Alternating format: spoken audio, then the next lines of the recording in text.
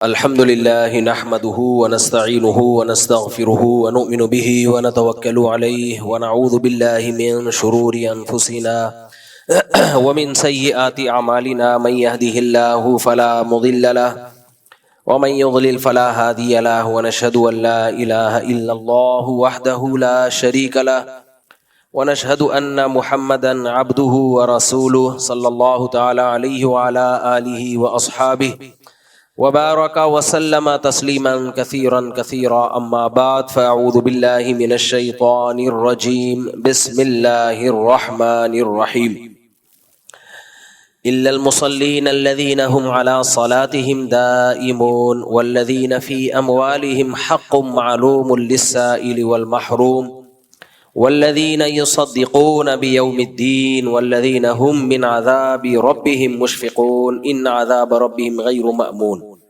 قرآن مجید کی سورہ معارج کی آیات تلاوت کی ہیں، کئی مہینوں سے اس پر درس چل رہا ہے، لیکن جو دماغ ہے وہ جنگ میں ہی اٹکا ہوا ہے، اس کے علاوہ کسی اور ٹاپک پہ بات کرنے کا موڈ ہی نہیں ہو رہا۔ اور 6 ستمبر کا ہم سنا کرتے تھے، ونس اپون اے ٹائم پاک فضائیہ کا دن منایا جاتا تھا۔ 7 ستمبر تو پاک فضائیہ کا دن منایا جاتا تھا۔ ہوتا یہ ہے کہ جب کچھ چیزیں منفی ہونا شروع ہوتی ہے نا تو پھر دماغ میں منفیت گھس جاتی ہے، اور پھر ہم ہر پازیٹیو چیز کو بھی نیگیٹو لینا شروع کر دیتے ہیں۔ یہ انسانی فطرت ہے، آپ کی کسی سے دشمنی ہو جائے تو اس کا ہر اچھا کام بھی آپ کو برا لگنے لگتا ہے۔ فوج کے ساتھ بھی یہی ہوا ہے پاکستان میں، کچھ سیاسی حالات کی وجہ سے، کچھ سسٹم کی وجہ سے۔ سسٹم ہماری ایک اصطلاح ہے، کبھی اکیلے میں اچھاؤں میں آئیں گے تو بتاؤں گا۔ ہوا یہ تھا، میں اس جنگ جیتنے سے، جو پاکستان جنگ جیتا ہے، اس لیے خوش ہوں کہ جو صبح و شام ہمارے مناظرے اور بحثیں ہوتی تھی نا، جس میں درد سر کے علاوہ کچھ بھی حاصل نہیں ہوتا تھا، وہ پاکستان آرمی نے، ایئر فورس نے اور نیوی نے، جو مسلح افواج نے مل کے 2-4 گھنٹے میں وہ سارے اشکالات ختم کر دیے۔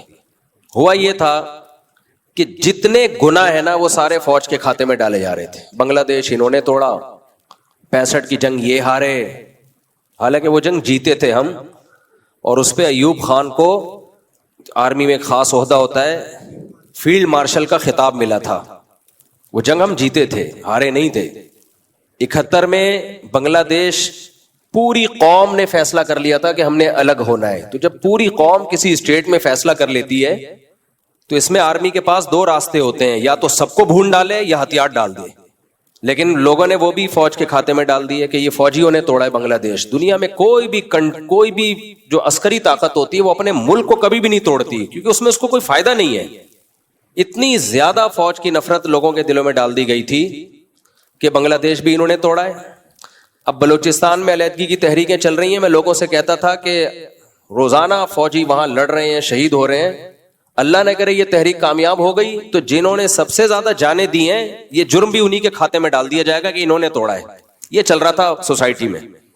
کسی سے بات کرو تو ایسا لگتا ہے کرنٹ مار رہا ہے وہ کہہ رہے ہیں یہ فوج کے پٹھو ہیں۔ ہم جب بات کرتے تھے نا، یہ بوٹ پالیشی ہیں، یہ فوج کے پٹھو، ہم لوگوں سے ہاتھ جوڑ کے کہہ رہے تھے میرے بھائی ہم فوج کے پٹھو نہیں ہیں، نہ ہمیں وہاں سے 5 روپے بھی نہیں مل رہے، ہم ملک سے محبت کرتے ہیں۔ تمہارے پاس کوئی اگر مضبوط ادارہ ہے جو ملک کو بچائے گا وہ صرف فوج ہے، اس کے علاوہ ہمارے پاس بچا کچھ بھی نہیں ہے۔ تو جو طاقت تمہارے کنٹری کو بچا سکتی ہے، سارے الزامات تم اسی کے کھاتے میں ڈال رہے ہو، یہ بھی اس نے کیا، یہ بھی اس نے کیا۔ بھائی جتنا ہے جرم ہے، اگر آپ سمجھتے ہو جنرل مشرف نے جو اڈے دیے تھے امریکہ کو وہ غلطی تھی، اس غلطی کو غلطی کہا جائے گا، وہ 100% غلطی تھی۔ لیکن یہ نہیں ہے کہ آپ اب ہر غلطی کس کے کھاتے میں ڈالو، فوج کے۔ اچھا، اس غلطی کی فوج نے تلافی بھی کی ہے، ایک بار نہیں 100 بار تلافی کی ہے۔ پھر اس کی تلافی کا مطلب تو سمجھتے ہیں نا بھائی، اگر ایک غلطی کی ہے اس سے جو نقصان ہوا ہے تو اس نقصان کی کمی بھی کس نے کی ہے؟ پھر فوج نے کی ہے۔ تو صبح و شام مناظرے ہو رہے، بحثیں ہو رہی، سمجھا رہے ہیں لوگوں کو کہ بھائی یہ ایک عالمی مسئلہ ہے، یہ کنٹری کا مسئلہ نہیں ہے۔ جو اسلام دشمن طاقتیں ہیں انہوں نے عراق کو ہدف بنایا کیونکہ وہ ایک پاورفل اسلامی اسٹیٹ تھی، ان کے پاس ایک طاقتور فوج تھی۔ لیبیا اکنامکلی بھی مضبوط تھا, عسکری لحاظ سے بھی مضبوط تھا, اس کی واٹ لگائی. پھر انہوں نے شام میں فسادات کروائے, تو اب نمبر کس کا ہے؟ پاکستان کا. دنیا کو ہم بتا رہے ہیں, علماء بتا رہے ہیں, پڑھے کے لوگ سمجھا رہے ہیں, بھائی آپ اپنے فوج کی, اپنے ملک کی قدر کرو, ورنہ پاکستان جائے گا آپ کے ہاتھوں سے. لوگ سمجھ ہی نہیں رہے بات کو. اس کے بعد کیا ہوا ہے؟ جب انڈیا نے بھڑکیاں ماری ہیں, دھمکیاں دی ہیں, تو کتنا نیگیٹو کمنٹس لوگوں کے, سن کے ڈپریشن میں جاتے. میں نے تو پھر موبائل دیکھنا چھوڑ دیا. دنیا میں کس قدر بڑی بے غیرتی ہے یار, آپ کے ملک کو کوئی دھمکیاں دے رہا ہو اور آپ کی طاقت فوج جو ہے وہ لڑ رہی ہو یا لڑنے کی بات کر رہی ہو, آپ اپنی عسکری طاقتوں ہی کو آپ ڈی موٹیویٹ کرنا شروع کر دیں. ابے یہ کیا لڑیں گے, ان کو عوام سے فرصت ملے گی تو لڑیں گے, وہ مارے جا رہا ہے, یہ کچھ بھی نہیں. وہاں سے اتنی دور سے ڈرون یہاں تک پہنچا کیسے؟ ایک بے شرم نے تو ویڈیو بنائی کہ 24 میزائل انہوں نے داغ دیے. اور کیا جنگ جیتنا کسے کہتے ہیں؟ تم ابھی تک تماشے دیکھ رہے ہو, ڈرون سارے نشانے پہ آگے لگ رہے ہیں, تم تماشے دیکھ رہے ہو. یہ کیا لڑیں گے؟ کارٹون بنا کے شائع کر رہے ہیں. ہمیں بہت افسوس ہو رہا ہے یار. نبی صلی اللہ علیہ وسلم کی سیرت کیا ہے؟ صحابہ کرام کو وقتی طور پہ جنگ میں شکست ہوئی تھی غزوہ احد میں, تو بھی آپ نے اس شکست کو شکست بولو نہیں کہا. آپ صلی اللہ علیہ وسلم نے صحابہ سے کیا فرمایا؟ نا تم تو لڑنے والے ہو بھائی, پلٹ کے حملہ کرنے والے ہو. یہ وقتی طور پر تو سب کے ساتھ ہوتا ہے جنگ میں. تلک الایام نداولها بین الناس, جنگ میں کبھی ہمیں شکست کبھی ان کو شکست, یہ تو جنگ کا حصہ ہے. صحابہ کا آپ نے حوصلہ بڑھایا, حالانکہ وہ جنگ سے فرار ہوئے تھے. چند اصحاب وقتی طور پہ وہ فرار ہوئے, کیسی موٹیویشن ملی صحابہ کو, واپس پلٹے اور حملہ کیا اور بھگا دیا ان کو. تو ہم یہ کہہ رہے تھے بھائی اگر فوج کو بالفرض شکست ہو بھی رہی ہے تو بھی بولو نہیں بھائی, ہم تو پلٹ کے حملہ کرنے والے لوگ ہیں. لیکن ہمارے ہاں جو غدار وطن لوگ ہیں ان کے آپ ویڈیوز دیکھو, جنگ جب ہوتی ہے نا تو غدار اور وفادار سامنے آ جاتے ہیں.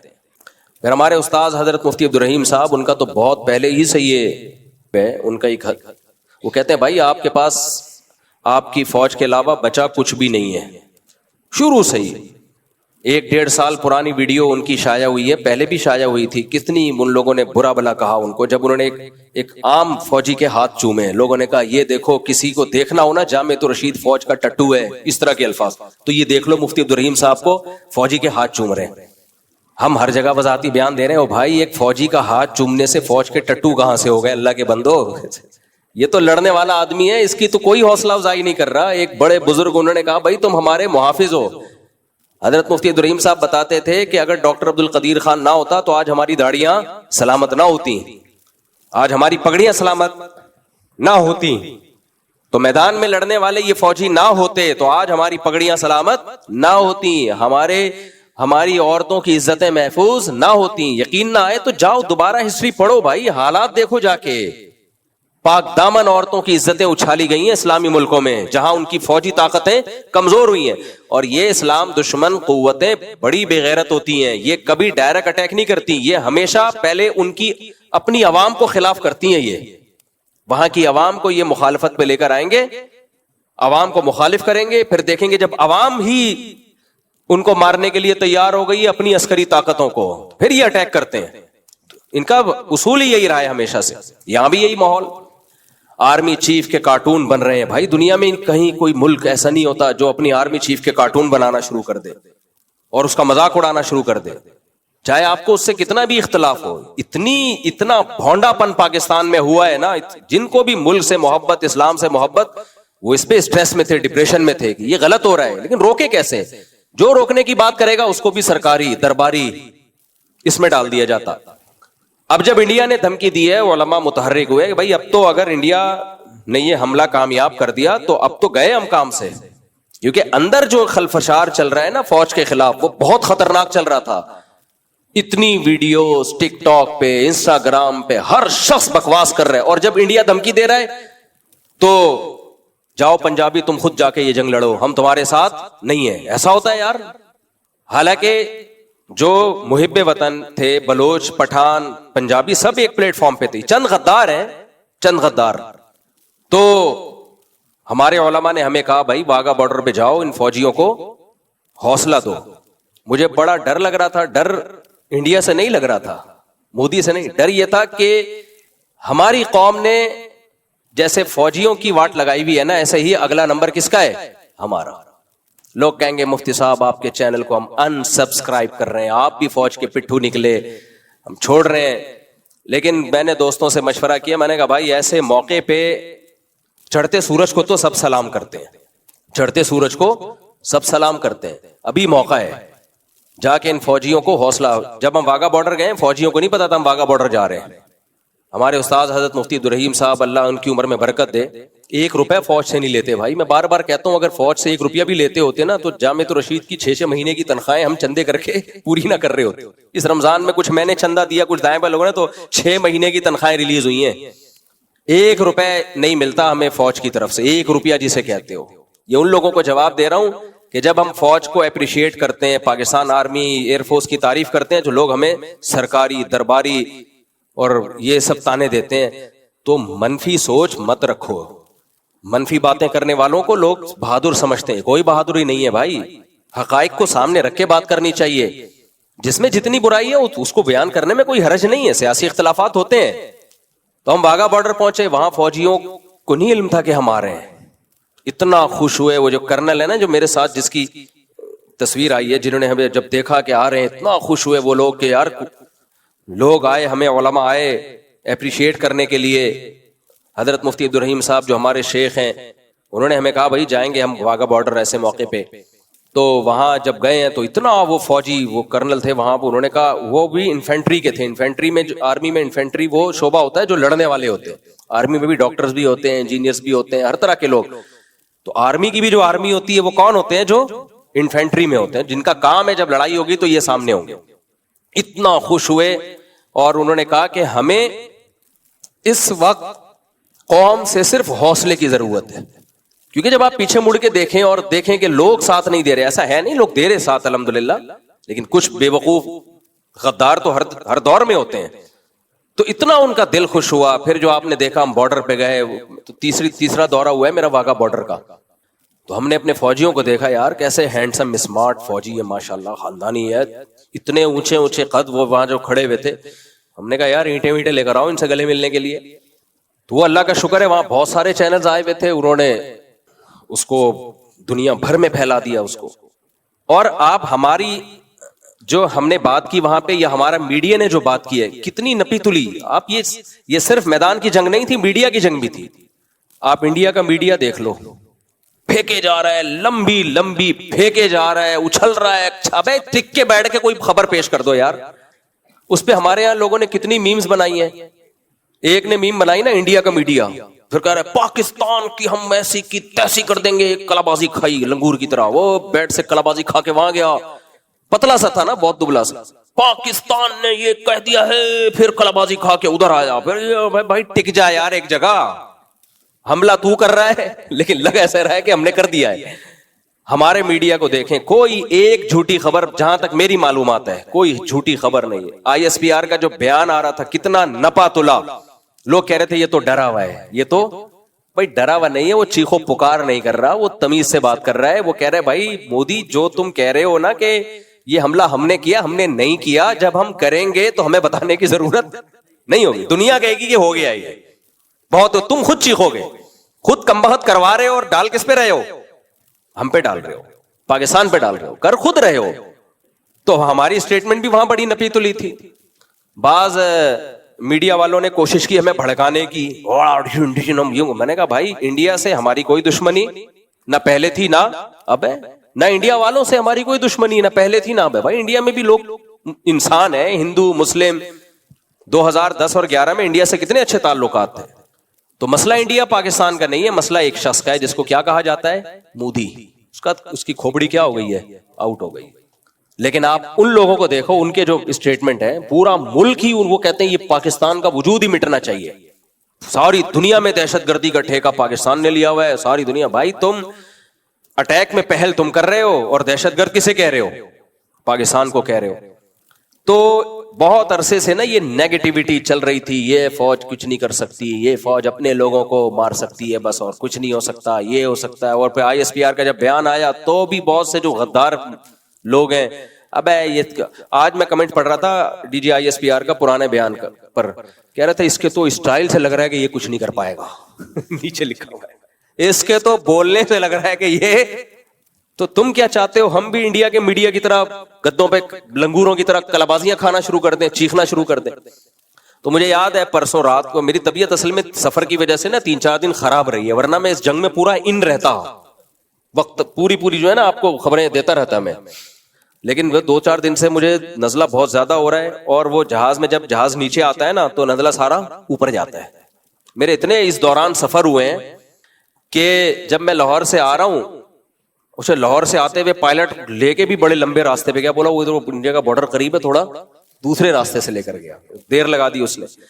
تو یہاں اترا ہوں، اگلے دن پھر مجھے ملتان جانا تھا، جب اترا ہوں تو سارا کان میرا خراب ہو گیا نا درد سے، نیچے دباؤ آتا ہے. ابھی وہ ٹھیک ہوا نہیں کہ پھر ملتان کی فلائٹ تھی، وہ جہاز نیچے آیا تو اور خراب ہو گیا. پھر واپسی پہ پی آئی اے والا تو بارڈر کے اوپر سے لے کر آیا ہے. پی آئی اے بڑی مزے کی چیز ہے یار، کبھی اکیلے میں خوشبو لگا کے آؤ گے تو تمہیں پی آئی اے کے واقعات سناؤں گا. بڑی دیسی فلائٹ ہے، مزہ آتا ہے پی آئی اے میں سفر کرنے، جلدی بھی پہنچتا ہے. وہ ایکسیلیٹر پہ فل اسپیڈ پہ پاؤں رکھ کے پہنچا دیتے ہیں. یہ میں نے 20 دفعہ تجربہ کیا ہے کہ آپ پی آئی اے سے سفر کرو، جلدی پہنچتا ہے آدمی. کہاں پہنچتا ہے یہ ایک الگ بات ہے، لیکن بہرحال ٹھکانے پر بھی جلدی پہنچ جاتا ہے، جہاں بھی جانا ہو جلدی پہنچ جاتا ہے. تو وہ پھر جہاز نیچے آیا، پھر کان بند ہو گئے، وہ مسلسل. تو وہ 2-4 دن طبیعت اتنی خراب رہی ہے کہ میں اس جنگ کو پراپر وے میں، جب ہم فتح ہوئی ہے نا تو جو ایک خوشخبری دینی تھی وہ بھی نہیں دے پایا میں. تو اب ہوا یہ کہ الحمدللہ پرسوں ترسوں رات کی بات ہے جب یہ آخری دفعہ انڈیا نے اٹیک کیا نا، بڑا اٹیک کیا، ادھر ڈیپو پہ حملہ کیا لاہور کے آرمی کے. اچھا لوگ یہ بھی کہہ رہے ہیں یہ فوج کے جو ٹھکانے ان پہ حملہ کیوں نہیں ہو رہا، سیویلین پہ کیوں ہو رہا ہے؟ ہماری بحثیں ہو رہی ہے لوگوں سے. اچھا ہم کہتے ہیں مودی کو یار فوجیوں کے ٹھکانوں کو بھی مارو، سیویلین کو کیوں مار رہے ہو خالی تم؟ بے وقوفوں والی بات ہے. وہ سیویلین پہ کر اس لیے رہا ہے کہ تاکہ عوام کو اکسائے. بھائی جب ایک ملک میں رہتے ہیں تو فوجی ہو سیویلین ہو ہمارے لیے سب کا خون برابر ہے. کچھ علماء تھے جو پازیٹیو اس طرح کی باتیں کر رہے تھے، عوام کی جو غدار وطن ہے میڈیا پہ تو وہی چھائے ہوئے تھے، کیونکہ یہ نیگیٹو چیزیں جو ہے نا یہ باہر کا میڈیا پھر زیادہ پھیلاتا ہے، باہر کا میڈیا زیادہ پھیلاتا ہے نیگیٹو چیزیں. یہاں مجھے یاد ہے ایک صاحب آئے مجھے کہنے لگے مفتی صاحب یہ کیسی لڑائی ہو رہی ہے، کیا ہو رہا ہے؟ وہاں سے ڈرون آ رہے ہیں، ایک میزائل آ رہے ہیں، اس کو جنگ کہتے ہیں. میں نے کہا ٹھیک ہے، میرا اگر کوئی رابطہ ہوا مودی سے میں بولوں گا کوئی بڑے بڑے بم پھینک یار. یہ چل رہا تھا ان جنگ کے دنوں میں. یعنی بھائی کرنے کی بات کرو یار. قوم ایسی ہے بولنے سے پہلے سوچتی نہیں ہے. تو کہہ رہے یہ کیا چل رہا ہے، یہ کون سی جنگ ہے؟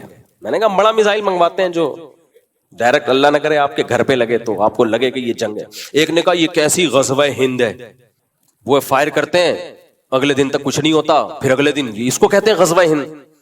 میں نے کہا غزوہ جنگ کو بولتے ہیں بھائی، جنگوں کے ہر دور میں مختلف طریقے ہوتے ہیں. میزائلوں کی وار الگ ہوتی ہے، تیروں کی وار پہلے دور میں الگ ہوتی تھی. غزوہ حنین میں تو تیر چلے ہیں، وہ کہیں یہ کون سی جنگ ہے، گھوڑوں سے نہیں ہو رہی خالی تیروں سے ہو رہی ہے.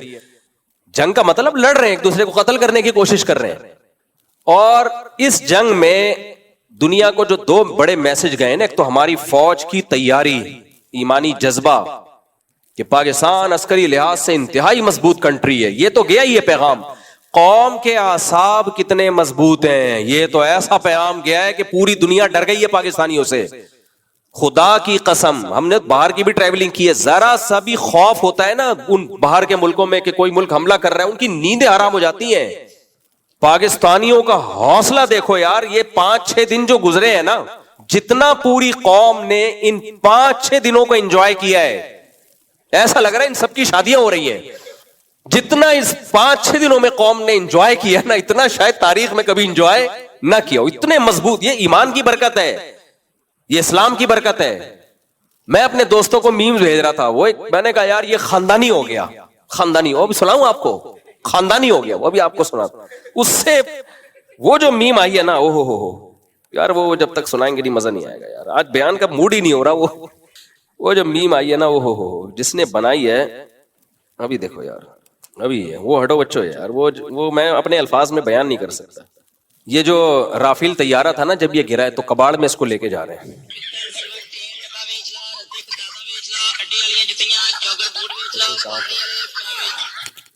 سمجھ رہے ہو؟ ایک منٹ دوبارہ، یہ اس کی آواز کدھر ہے؟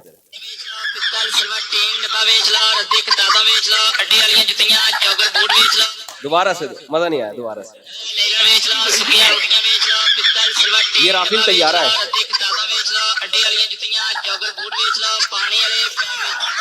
سمجھ رہے ہو؟ ویڈیو دیکھنی ہو نا یہ LED، تو یہ رافیل طیارہ بک رہا ہے یہاں پہ، اس کو بعد میں صحیح کر کے لگا دینا۔ لویا لیلن ویچ لو، سکیاں روٹیاں ویچ لو، پستل سلور ٹین ڈبا ویچ لو، ردی کتاباں ویچ لو، اڈے والیاں جتیاں، جوگر بوٹ ویچ لو، پانی والے پیپ۔ سمجھ رہے ہو؟ یہ وہ فرانس کا طیارہ ہے جس کا قوم نے یہ حشر کیا۔ ایک بندے نے کہا کراچی میں ابھی ڈرون گرا، ایک بندہ بائک پہ رکھ کے بھاگ گیا اس کو۔ تو فوج بھی تو اسی قوم سے جاتی ہے نا، فوجی بھی تو یہاں سے۔ بھائی یہ تصور نہیں کیا جا سکتا باہر کی دنیا میں، آپ اس کو مذاق سمجھ رہے ہو؟ کسی قوم کے اعصاب اتنے مضبوط ہوں کہ جنگ میں وہ انجوائے کر رہی ہو، وہ مودی دھمکیاں دے رہا ہو تو لوگ کہہ رہے ہیں شروع کیوں نہیں کر رہا؟ کمنٹس دیکھو، ایک نے کہا جنگ اگر اس دفعہ بھی جنگ نہیں ہوئی میرا تو جنگ سے یقین ہی ختم ہو جائے گا۔ تو یہ بہت ساری چیزیں ہماری سوسائٹی کی پازیٹیو گئی ہیں، یہ باہر کے میڈیا نے بھی اس کو اٹھایا کہ بھائی یہ میمز بنائے جا رہے ہیں جنگوں میں۔ اور انڈیا میں کیا ہو رہا ہے، جب وہاں کوئی ہلاکت ہوتی ہے تو مودی کے خلاف مظاہرے، ہمارے یہاں ہلاکت ہو رہی ہے تو فوج کے حق میں مظاہرے شروع ہو گئے، تو یہ جو اللہ نے ہمیں فتح دی ہے یہ ہلکی فتح نہیں ہے۔ ماہرین جو جنگ کے ماہرین ہیں نا دنیا بھر کے، صرف اپنے نہیں غیر بھی، کہتے ہیں 4-5 گھنٹے کے اندر اتنی بڑی طاقت کا اتنا بڑا نقصان کرنا، اس کی ماضی میں قریب میں کوئی مثال نہیں ملتی۔ اتنا بڑا نقصان کرنا کہ دشمن فوراً شکست تسلیم کر لے۔ آپ کہہ سکتے ہیں مودی نے تو نہیں کہا ہم نے شکست، بھائی یہ شکست ہی ہے، وہ کہہ رہے ہیں ہم حملہ کریں گے اور فوراً ڈونلڈ ٹرمپ سے رابطہ کر کے کہہ رہے ہیں جنگ بند کراؤ۔ یہی تو شکست ہے کہ جنگ بند کراؤ، کرا کیوں نہیں رہا، اتنی ٹائم کیوں لگا دیا تم نے؟ تو وہ اس پہ بھی لوگوں نے میمز بنائی ہیں۔ 4-5 گھنٹے میں جو پاکستان نے نقصان کیا ہے نا، پورا ایئر بیس اڑا دیا ان کا، بھائی میزائل کے پورے جو ذخائر تھے نا پورے ذخائر اڑا دیے ہیں، اتنا ایئر بیس اڑا دیا۔ کشمیر میں ابھی بھی جھڑپیں چل رہی ہیں، کئی چوکیاں قبضہ کر لی ہیں، وہاں پاکستان کے جھنڈے لہرا دیے ہیں۔ ابھی جو لڑائی ہو رہی ہے نا، وہ انڈیا کہہ رہی ہے جو تم نے ان کے خیال جو ان کا دعویٰ ہے ہمارے علاقے، یہ اس کو خالی کرو۔ تو یہ پوری دنیا میں ایک بہت بڑا میسج گیا الحمدللہ، اس سے بہت سارے مسائل حل ہو جائیں گے، ہمارے بہت سارے مسائل حل ہو جائیں گے۔ میں نے BBC کی رپورٹ خود پڑھی تھی، BBC تو ہمارا نہیں ہے نا، BBC نے کہا تھا کہ اگر بنگلہ دیش ٹوٹنے سے پہلے ISI بن چکی ہوتی تو بنگلہ دیش کسی کا باپ بھی نہیں توڑ سکتا تھا۔ یہ باپ کا لفظ تو میں استعمال کر رہا ہوں، لیکن ان کے الفاظ سے یہ پاسبل ہی نہیں تھا کہ بنگلہ دیش، کیونکہ اس وقت ہماری خفیہ ایجنسیاں اتنی مضبوط تھی نہیں۔ بہرحال بنگلہ دیش ٹوٹ گیا، ان کا مسئلہ ہے، لیکن آج بنگلہ دیش الحمدللہ کس کے ساتھ ہے؟ ہمارے ساتھ ہے۔ تو یہ اب یہ موقع ہے، میں یہ بات کر سکتا ہوں آپ کے سامنے۔ اگر میں پچھلے بیان میں کرتا نا تو آپ لوگوں نے ہی مجھے جوتے مارنے تھے، ابے مفتی صاحب فوج کی فیور لے رہے ہیں۔ تو بھائی بلوچستان فوج نہیں توڑنا چاہتی، فوج بلوچستان کو بچا رہی ہے۔ وہاں کی جو شدت پسند تحریکیں ہیں وہ خود ہی نہیں چاہتی بلوچستان ڈیولپ ہو، کوئی پنجابی جاتا ہے اڑا کے مار دیتے ہیں اس کو۔ تو بلوچ میں جو پڑھے لکھے لوگ ہیں، جو محب وطن ہیں، وہ بھی اس آزادی کی تحریک سے پریشان ہے، کیونکہ ان کو پتہ ہے یہ آزادی نہیں ہے، یہ اصل میں پاکستان سے نکل کے ہم انڈیا کے غلام بننے کے لیے جا رہے ہیں۔ تو انڈیا وہاں انویسٹمنٹ کر رہا ہے ٹھیک ٹھاک طریقے سے۔ اسی طرح جو اسلام کے نام پہ ملک میں دھماکے ہو رہے ہیں، تحریکیں ہو رہی ہیں، اس کے پیچھے بھی دوسری قوتیں ہیں۔ تو اب آپ نے کرنا کیا ہے؟ سب سے پہلی بات یہ کہ اپنی عسکری طاقتوں کی قدر کرنی ہے۔ میں نہیں کہتا ہر چیز میں ان کو فیور دو بھائی، یا میں کبھی یہ ذمہ داری نہیں لیتا کہ فوج میں جتنے آفیسر ہیں سارے دودھ کے دھلے ہوئے ہیں۔ ہر ادارے میں کرپشن بھی ہوتی ہے، ہر ادارے میں نیک لوگ بھی ہوتے ہیں، سب کچھ سب جگہ چل رہا ہوتا ہے، لیکن کبھی بھی ایسا نہیں ہوتا بھائی کہ مولویوں میں 2 نمبر بھی مولوی ہیں تو لہذا یہ مولوی سارے کیا ہو گئے؟ غلط ہو گئے۔ ایسا نہیں ہوتا، سارے مولوی کبھی غلط نہیں ہوتے۔ ڈاکٹروں میں چند 2 نمبر ڈاکٹر بھی ہوتے ہیں، تو کبھی بھی یہ نہیں کہا جائے گا کہ سارے ڈاکٹر کیا ہیں، یہ ڈاکٹری کا شعبہ ہی غلط ہے۔ ڈاکٹری کے شعبے کو غلط کہہ دیا نا آپ نے، اس کا مطلب آپ لوگوں کی صحتوں سے کھیلنا شروع کر دیا آپ نے۔ تو اس طرح فوج میں یہ کہنا کہ سارے ہی 2 نمبر ہیں، پوری آرمی ہی غلط ہے، یہ بالکل غلط بات ہے۔ اس کا نقصان کیا ہوگا کہ اس کا مطلب آپ اپنے پاؤں پہ خود کلہاڑی مار رہے ہو، اور یہ جو منفیت ہمارے دماغوں میں گھسی ہوئی ہے اس کو نکالنے کی ضرورت ہے۔ اور ایک انتہائی اہم ترین بات یہ ہے کہ فوج اچھی ہے بری ہے بھائی آپ کے پاس اس کے علاوہ کوئی آپشن ہے نہیں, آپشن نہیں ہے آپ کے پاس. جب آپشن ہی نہیں ہے تو پھر یہ سوچنے کا کیا فائدہ اچھی ہے بری ہے بھائی, آپشن نہیں ہے. آپ کے ملک کو بچانے کے لیے یہ جو ایٹمی پاور پاکستان بنا ہے نا, اب بہت ساری باتیں کھل کے بیان نہیں کی جا سکتی ہیں, اس میں سویلین کو بھی کچھ کریڈٹ دیا جاتا ہے ہوگا, لیکن اصل میں یہ کریڈٹ سویلین کا اتنا زیادہ ہے نہیں, یہ جاتا ہے کریڈٹ بھی فوج کو. فوج نے بھی سویلین سے یہ کام کروایا ہے کہ تمہارے باپ کو بھی کرنا پڑے گا, ورنہ ہمارے کچھ سویلین ایسے تھے جو سیاسی حکمران جو امریکہ سے پیسے لے کے ایٹمی جو پروگرام ہے اس سے دستبردار ہو رہے تھے, ان کو بھی ڈنڈا دکھایا, یہ بھی فوج نے ڈنڈا دکھایا تھا کہ آپ کو سائن کرنے پڑیں گے اس میں. تو اس لیے یہ ایک بہت بڑی فتح ہے الحمدللہ, اور ہمیں ملک کی حفاظت کرنی ہے, اور ہمیں ملک کی حفاظت کرنے کے لیے اہم ترین بات یہ کہ دیکھو اگر یہ ملک میں اسلامی جذبہ نہ ہوتا نا, اسلامی جذبہ نہ ہوتا, اچھا یہ جو پائلٹ گئے ہیں یہ سارے موت پر بیعت کر کے گئے ہیں, مشن کمپلیٹ کیے بغیر واپس نہیں آنا, یہ جذبہ کسی ہندو میں ہو نہیں سکتا, یہ جذبہ ہو نہیں سکتا کسی ہندو میں, کیونکہ وہ کیوں مرے گا بھائی, وہ سینکڑوں پتھر کے بنے ہوئے بتوں کو پوجتے ہیں, وہ کیوں ان بتوں کے لیے جان دیں گے, ان کو پتہ ہے تم کیا ہو جس کی وجہ سے ہم تمہارے لیے جان دیں. وہ زیادہ زیادہ یہ کریں گے رافیل پہ ایک نیمبو اور وہ کیا تھا ناریل وہ رکھ دیں گے, اس کے زیادہ بیچارے نہیں کچھ کر سکتے. ہمیں تو ہمارے پاس تو جذبہ ہے, شہادت کے لیے تڑپتے ہیں لوگ, تو ہمیں تو بھائی یقین ہے کہ شہیدوں کے حدیث میں آتا ہے شہید کا خون زمین پہ گرنے سے پہلے اللہ اس کے گناہوں کو معاف کرتا ہے سوائے قرض کے. یہ قرض میں اس لیے حدیث میں آتا ہے, اور یہ بتا اس لیے رہا ہوں کہ لاہور میں ایک تاجر ہیں, انہوں نے مجھے بتایا فیصل آباد میں, کہتے ہیں یار جب سے جنگ شروع ہوئی ہے لوگوں نے پیسے کھانا شروع کر دیے, لوگوں کو موقع مل گیا. میں نے کہا کیوں؟ کہتے ہیں جس کو بولے یار میرے پیسے دے, کہہ رہا ہے تو پیسے مانگ رہا ہے, جنگ ہو رہی ہے تجھے پتہ نہیں ہے جنگ ہو رہی ہے. تو اس کا بعض لوگوں نے ناجائز فائدہ بھی اٹھایا, پیسے کھا رہے ہیں کہ میں نے کہا بھائی ان کو بولو جنگ ہو رہی ہے اس لیے پیسے دے دو, کیونکہ شہید کا ہر گناہ معاف ہوتا ہے, قرض معاف نہیں ہوتا. لیکن پاکستانیوں کو تو پیسے دبانے کا موقع مل گیا. جب کوئی مسئلہ, ابے تو یہ بات, بچوں نے ابا سے کہا ابا آپ شادی کر دو, اب تو میں کمانے لگا ہوں, ابے تو شادی کی بات کر رہا ہے, تجھے شرم نہیں آتی؟ ادھر جنگ چھڑی ہوئی ہے. دکاندار کے پیسے آپ کھا کے بیٹھے ہوئے راشن کے, دکاندار کہہ رہے ہیں پیسے دے, ابے تو راشن کی بات کر رہے ہیں پیسوں کی, ادھر جنگ چھڑی ہوئی ہے. لوگوں نے یہ بھی بہت, تو اللہ کا بڑا فضل ہو گیا الحمدللہ, پاکستان نے ایسا منہ توڑ خاندانی جواب دیا. ہمارے پائلٹ اڑے, انہوں نے اپنے خون سے جو ہے وہ تھم لگایا اور گویا موت پہ بیعت کر کے گئے, وہ کہ مشن کمپلیٹ کیے بغیر واپس نہیں آئیں گے. وہ ویڈیوز میرے موبائل میں پڑی ہوئی ہیں, تقریباً 12 جگہوں کی ویڈیوز ہیں تو بہت سارے اٹیک ہوئے, وہ آپ ان اٹیکس کو دیکھ لو اور انڈیا کے اٹیک کو دیکھ لو, زمین آسمان کا. اور پاکستان نے سویلین پہ نہیں کوئی بم گرایا, سارا ان کے آرمی کے ایریے پہ اٹیک کر کے ایسی کی تیسی کر دی الحمدللہ. اور مودی کے خلاف اب تحریکیں چلنا شروع ہو گئی ہیں. مجھے اللہ کی رحمت سے پوری امید ہے انشاءاللہ اگلے الیکشن میں مودی نہیں آئے گا انشاءاللہ, اللہ یہ کہ کوئی سسٹم کر دیں وہاں پہ تو ایک الگ بات ہے, لیکن ان کی فوج سسٹم کے قابل بھی نہیں ہے. یہ دم بھی ہماری فوج کے پاس ہے, ہٹا بے اس کو لے کر. اچھا خیر, تو یہ فتح ہے الحمدللہ, اس پہ سب کو بہت بہت مبارک, اور ہماری طرف سے پیغام ہے, پوری قوم اس پہ خوش ہے. اور آخر میں یہ بات دوبارہ ریپیٹ کروں گا, بھائی ہمارے انڈیا کے مسلمانوں سے یا ہندوؤں سے کوئی پھڈا نہیں ہے, پہلے بھی نہیں تھا اب بھی نہیں ہے.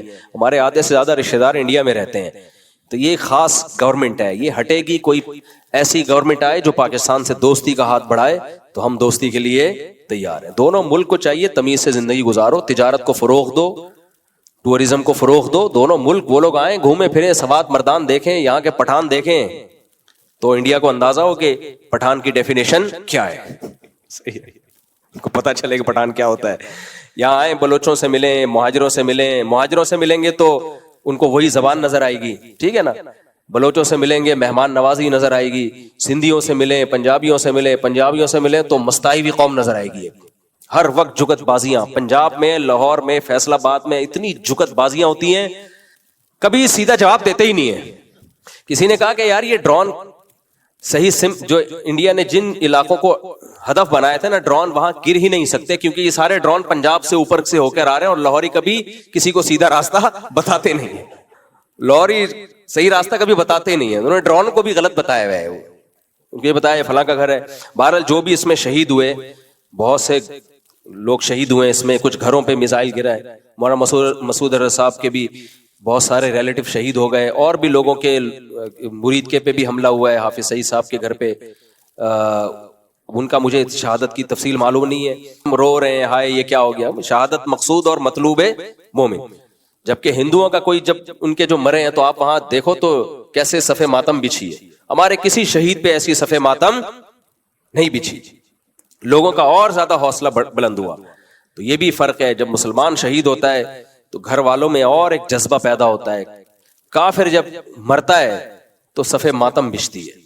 کیوں؟ قرآن نے ہمیں بتایا یا ایھا الذین آمنوا لا تکونوا کالذین کفروا وقالوا لاخوانہم اذا ضربوا فی الارض او کانوا غزا لو کانوا عندنا ما ماتوا وما قتلوا. اے ایمان والو تم کافروں جیسی باتیں مت کیا کرو.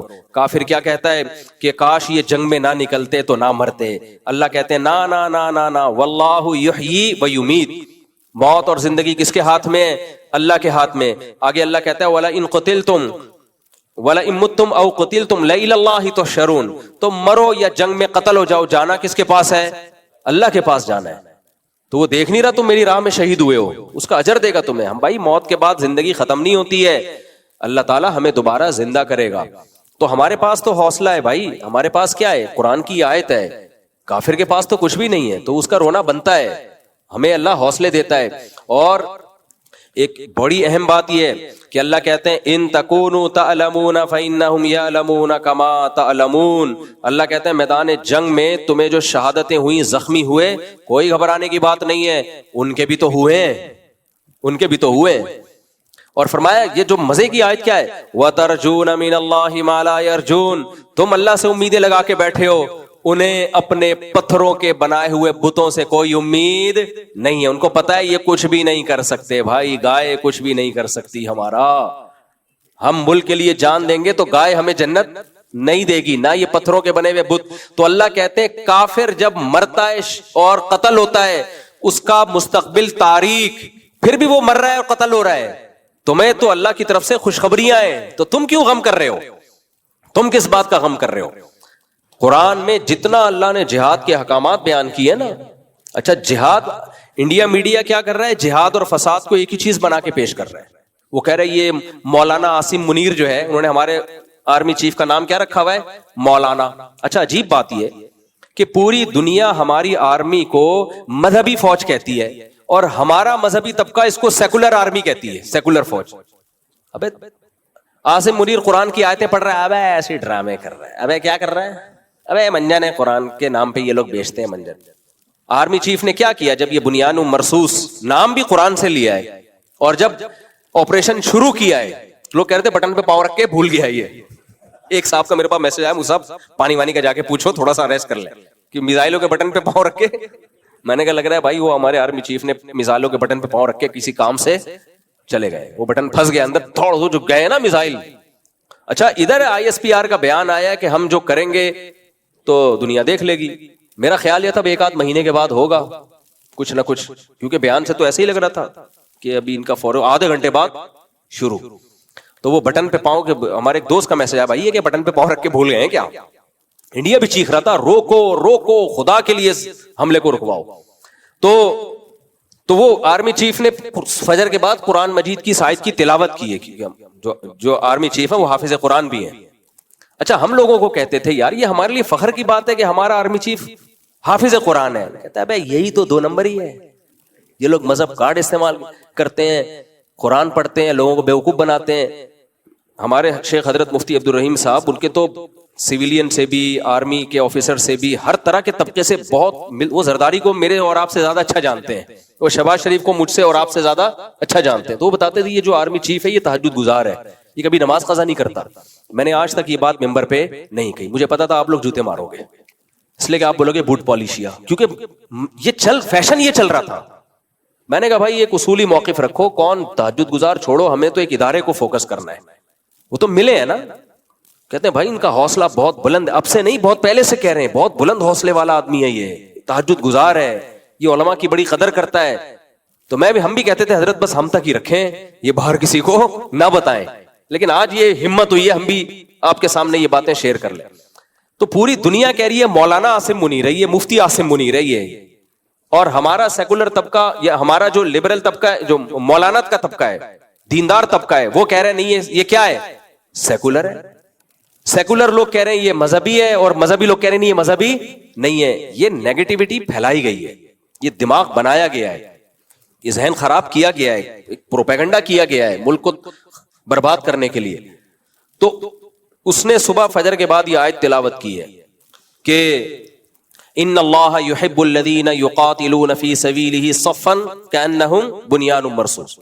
اللہ ان لوگوں سے محبت کرتا ہے جو اس کی راہ میں لڑتے ہیں صف بستہ ہو کر, ایسے لڑتے ہیں گویا کہ وہ سیسا پلائی ہوئی دیوار ہے. اور یہ اس کو نام بھی اس لیے دیا گیا کہ پاکستان کا ارادہ تھا ایئر اٹیک کرنے کا, خاندانی قسم کا ایئر اٹیک ہوگا, تو یہ بنیان مرصوص اسی کو تو کہتے ہیں, سیسا پلائی ہوئی دیوار. انہوں نے کیا نام رکھا, سندور. اس پہ اتنی میمز بنی ہے کہ یار سندور تو دلہن کو لگائی جاتی ہے, اس پہ لوگ بنا رہے ہیں کہ یار سندور کے بعد, اچھا مجھے نہیں پتا تھا سندور اسے کہتے ہیں. ہمارے ایک دوست ہیں, پٹھان دوست ہیں, بڑی میمز بناتے ہیں یار. اس نے مجھے بولا کہ مفتی صاحب انڈیا نے مودی نے سندور لگا دی ہے, اس کے بعد تو اب سہاگ رات رہ گئی. میں سمجھا نہیں کیا کہہ رہی ہے, میں سمجھا نہیں. میں نے کہا یار میں آپ کے ہر لطیفہ میری سمجھ میں آتا ہے, یہ میری سمجھ میں نہیں آیا. کہہ رہے ہیں مفتی صاحب سندور لگا دی, اب ہم سہاگ رات منائیں گے. میں نے کہا کیا کہہ رہے ہو. پھر اس نے بتایا سندور دلہن کے لگائی جاتی ہے, ایسا ہوتا. تو نام بھی تم یار کیا رکھ رہے ہو سوچ کے, تو یہ مودی ہے, یہ انڈیا نہیں ہے, یہ کیا ہے. کوئی اچھی حکومت آئے تو سیٹ ہو جائے گا معاملہ. تو پاگل ہو گیا, یہ دماغ خراب ہو گیا, اس کا چڑھیا گیا ہے. اتنا اللہ نے ذلیل کر دیا نا اس آدمی کو. لیکن وہی بات ہے, جب بہت زیادہ کوئی شخص ذلیل ہو جاتا ہے نا تو اس کو بےزتی محسوس ہوتی نہیں ہے. بےزتی بھی عزت دار آدمی کو محسوس ہوتی ہے. تو وہ کیسا, وہ قرآن کی آیت پڑھی کأنہم بنیان مرصوص, اس کے بعد فائر کا آرڈر کیا, اور پھر الحمدللہ پھر ایئر فورس نے جو اپنی بہادری کے جوہر دکھائے ہیں. کیا یہ جو JF-17 ہے, اس کے بارے میں 8-10 سال پہلے ہم نے کسی ورک شاپ میں نا, ہمارے ایک دوست ہیں سائنٹسٹ ہیں, وہ انہوں نے ہمیں ورک شاپ کروائی تھی اور بتایا تھا JF-17 کیا ہے, اس میں کیا کیا خاصیتیں ہیں. تو جب وہ کرائی انہوں نے, تو 1% انسان کو لگتا ہے کہ پھینک نہ رہے ہوں. بعض دفعہ یہ ہوتا ہے نا بھائی, اپنی فضائل سنانے میں تو کچھ لوگ پھینک بھی رہے ہوتے ہیں, تو ہمیں لگا کہ ایسا نہ ہو کہ اپریشیٹ کرنے کے لیے پھینک دی ہو. لیکن الحمدللہ جب یہ ہم نے JF-17 کے کارنامے دیکھے ہیں تو اندازہ ہو گیا بھائی وہ 1% بھی اس ورک شاپ میں کوئی غلط چیز نہیں تھی. جو پروجیکٹر پہ انہوں نے دکھایا نا کہ اچھا پاکستان نے الحمدللہ ایسے ویپن بنا لیے ہیں, آپ کو لگے گا میں مبالغہ کر رہا ہوں, لیکن ایسے ویپن بنا لیے ہیں جو اب ان میں سے کچھ ویپن ایسے ہیں جو ابھی تک اسرائیل کے پاس بھی نہیں ہے. تو ویپن کی ٹیکنالوجی میں پاکستان بہت آگے جا چکا ہے. تو یہ بہت بڑی فتح ہے الحمدللہ, اور ہم سب کو اس پہ خوش ہونا چاہیے. اور اللہ نے ہمیں فتح کے بعد کے بھی بتایا کہ کیا کرنا ہے. اچھا اس فتح کے بعد جو دوبارہ جھڑپیں ہو رہی ہیں نا, یہ کیوں ہو رہی ہیں؟ تو ماہرین کہتے ہیں کہ یہ اس لیے ہو رہی ہیں کہ اتنی بڑی ذلت مودی کو ہوئی ہے نا کہ وہ اگر فوراً فائر بندی کا اعلان کر دیتا تو بہت زیادہ ذلت ہو جاتی. اس نے اپنی جھیپ مٹانے کے لیے نا, جھیپ مٹانے کے لیے تھوڑا سا جنگ کو باقی رکھا ہے. تو یہ کیونکہ ان کی فوج میں 2 دھڑے بن گئے ہیں, فوج کو تو بہت زیادہ ذلیل کر دیا نا مودی نے, تو فوجیوں میں ان کے 2 دھڑے بن گئے کہ یار تو نے ہمارے ساتھ کیا ہے, ہماری 2 ٹکے کی تو نے چھوڑی نہیں ہے. 2 ٹکے کی دنیا بھر میں ذلیل ہوئی ہے انڈین آرمی, صرف پاکستان میں نہیں ہوئی ہے, پوری دنیا میں. اور جو رافیل کی تو فرانس کی ذلت ہوئی ہے نا. فرانس کہہ رہا ہے یہ پائلٹوں کا قصور ہے, ہمارے طیارے کا قصور نہیں ہے. اصل میں تو ایسا ہی ہے. اصل میں قصور کس کا ہے بھائی؟ آپ کتنا ہی اچھا اسلحہ ہو, آپ اناڑی کے ہاتھ میں پکڑا دو گے تو کیا کرے گا وہ, بندوق تو گولی تو پھنسے گی نا اس میں. لیکن ظاہر ہے پوری دنیا میں رافیل طیارے کی شیئرز گر گئے ہیں, کباڑ خانہ بنا دیا اس کو, کباڑ میں بھی شاید کوئی لینے کے لیے تیار نہ ہو اس کو. تو اب اتنی بڑی ذلت ہے تو وہ ذلت جھیپ مٹانے کے لیے اپنی فوجیوں کو کچھ حوصلہ دے گا, تھوڑی بہت جھڑپیں کرو. لیکن اس میں بھی منہ کی کھانی پڑی ہے. کشمیر کی بہت ساری پوسٹوں پر الحمدللہ پاکستان آرمی کا قبضہ ہو گیا ہے, اور اس پہ پاکستانی جھنڈے لہرا دیے. اندر گھس گئے ہم لوگ, ابھی وہ نہیں گھسے ہیں, ابھی ہم اندر الحمدللہ گھس چکے ہیں, ٹھیک ہے نا. تو ابھی یہ جنگ اس بات کی ہو رہی ہے, تو اس پہ خوش ہونا چاہیے. اب اللہ اس کے رسول صلی اللہ علیہ وسلم کی تعلیمات کیا ہیں؟ جب بھی تمہیں فتح ہو تو سب سے پہلے کس کا شکر ادا کرو؟ اللہ کا شکر ادا کرو. اللہ ہمارے ساتھ نہ ہوتا تو صرف جذبے اور حوصلوں سے کچھ بھی نہیں ہوتا. سب کی دعائیں ہیں, لوگوں نے راتوں کو اٹھ کے دعائیں مانگی ہیں کیونکہ اگر اللہ نہ کرے شکست ہوتی تو 24 کروڑ کی عوام ہے بھائی، جو حشر ہوتا نا آپ شام اور لیبیا کو بھول جاتے. یہ ہندو ہے، اس کے بارے میں مشہور ہے، سب ہندوؤں کی بات نہیں کر رہا، جو متشدد ہندو ہیں، کہ بدترین حکمران اور بہترین غلام. سمجھ رہے ہیں نا، بدترین حکمران اور بہترین غلام. کہ اس طرح کے متشدد لوگ جب حکومت میں آتے ہیں تو بدترین حاکم ہوتے ہیں، پھر وہ تو آپ باقی دنیا کو بھول چکے ہوتے. تو یہ اللہ نے ہمیں فتح عطا فرمائی ہے، اس پہ پوری قوم کے دل خوش ہیں. فوج کو بہت زیادہ حوصلہ دینا چاہیے، ہمیں اپریشیٹ کرنا چاہیے. اور میں بار بار کہتا ہوں بھائی اپنے بچوں کو فوج میں بھیجو، کیونکہ ملک چلتا کس سے ہے؟ سسٹم سے ہی چلتا ہے. ہمارے یہاں سسٹم سے نہیں چلتا. تو اچھے لوگ فوج میں جائیں گے. تو ہمارے ایک دوست ہیں بریگیڈیئر ہیں آرمی میں، ان کو میں نے کل فون کیا، میں نے کہا یہ اتنی دیر سے حملہ کیوں کیا؟ انہوں نے کہا بھائی یہ ہم حملے کا پروگرام تھا پہلے سے، لیکن ہم بین الاقوامی دنیا کو دکھا رہے تھے. کیونکہ ہم نے پہلے حملہ کر دیتے نا تو مودی پوری دنیا کو رونا پیٹنا شروع کر دیتا. یہ روتا بھی ہے کر کے نا، بیوہ عورتیں نہیں جیسے کرتی ہیں ایسے کرتا، یہ بہت روتا پیٹتا دنیا کو، مجھے مار دیا. تو پاکستان نے پہلے ہونے دیا کہ تاکہ پوری دنیا کو میسج چلا جائے کہ پہل ہم نے نہیں کیے، دفاع میں ہمارا اور دنیا بھی کب انوالو ہوئی ہے؟ پاکستان بہت پہلے سے امریکہ سے کہہ رہا ہے کہ آپ پڑھو بھائی، سلو کرواؤ. جوں نہیں رینگری جب کوٹا ہے نا طبیعت سے، پھر امریکہ بھی آیا. یہ کیا ہو رہا ہے؟ What's going on? اچھے بچے ایسے نہیں کرتے. اس سے پتا چلتا ہے یہ دنیا ڈنڈے کی مانتی ہے. یہ دنیا کس کی مانتی ہے؟ دنیا ڈنڈے کی زبان سمجھتی ہے بھائی. تو اور دیکھو ہم غریب ہیں، قرضوں میں ڈوبے ہوئے ہیں. آخری بات کر کے بس یہ ٹاپک ختم کرتا ہوں میں.